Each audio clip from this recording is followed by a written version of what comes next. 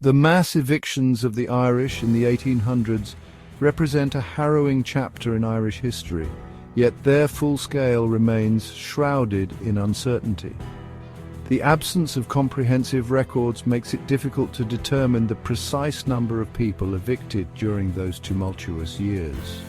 However, historians estimate that between 250 and 500,000 families were forcibly removed from their homes. The devastation was particularly acute in the western and southwestern counties where poverty was most entrenched. These regions witnessed a mass exodus of desperate souls forced to flee their ancestral lands due to the cruel evictions. The lack of accurate records is a poignant reminder of the marginalized status of the Irish during this period. Their plight often went unnoticed and unrecorded by those in power. The true scale of the eviction tragedy can only be gleaned from fragmented accounts, folk memory and the haunting ruins that dot the Irish landscape. Despite the challenges in quantifying the evictions, the available evidence paints a chilling picture of widespread displacement and suffering. The sheer magnitude of this human tragedy serves as a stark reminder of the impact on the Irish people by the Brit landlords. The evictions did not occur as a single monolithic event, but rather unfolded in distinct waves, each driven by a combination of factors. Historians generally identify four significant phases of eviction, each marked by its own characteristics and consequences. The first wave, beginning in 1840s, was characterized by smaller-scale evictions, primarily targeting tenants who'd fallen behind on rent due to the initial impact of the potato blight.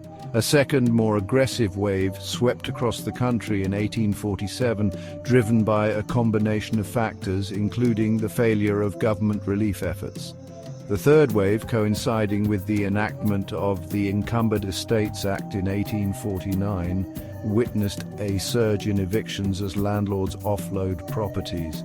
This legislation, intended to facilitate the sale of such estates, inadvertently fueled a wave of land clearances as new owners sought to consolidate holdings and evict tenants deemed unprofitable. The final wave, extending into the 1850s, reflected a continuation of these trends. The cumulative impact of these successive waves of eviction was devastating, leaving scars on the Irish landscape and psyche that would linger for generations. To grasp the true horror of the evictions, one must delve into the personal stories of those who endured this traumatic experience. The accounts passed down through generations offer a glimpse into the human cost of this historical tragedy. One such story is that of Bridget O'Donnell and her family, evicted from their small holding in County Mayo in 1847. With their meagre possessions piled high on a donkey cart, they joined the throngs of destitute souls on the road, their fate uncertain. Bridget later recalled witnessing the lifeless bodies of those who had succumbed to hunger and disease along the way, a chilling testament to the desperate circumstances put upon the Irish people. Another poignant account tells of Patrick Byrne, a tenant farmer in County Roscommon, who watched in despair as the bailiffs arrived to evict his family. His pleas for mercy fell on deaf ears as his home was razed to the ground, a common practice employed by landlords to prevent tenants from returning. The image of his family's meagre belongings scattered amidst the rubble serves as a stark reminder of the brutality inflicted upon the Irish peasantry. These personal stories, though difficult to recount, are essential for understanding the human dimension of the evictions. They provide a voice to the voiceless and remind us that behind the statistics lay real people whose lives were irrevocably shattered by this historical tragedy. The evictions did not unfold in isolation.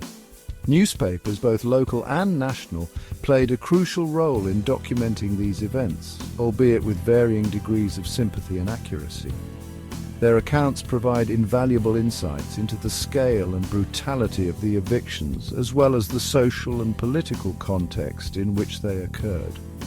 Local newspapers, often operating under challenging circumstances, offered first-hand accounts of evictions taking place in their communities. These reports, often graphic in their detail, served as a stark contrast to the often sanitized narratives presented in the British press. They highlight the plight of the evicted, the callous indifference of some landlords, and the often inadequate response of the authorities. Some publications, particularly those aligned with landlord interests, downplayed the severity of the evictions or blamed the victims for their own misfortune, much like what's happening today. Reminding us of the power of the press that shaped public opinion at times to demonize the victims. And as we see now for the Irish people, history is repeating itself. If you enjoyed this video, please like, share, comment and subscribe. Until next time, Sláinte.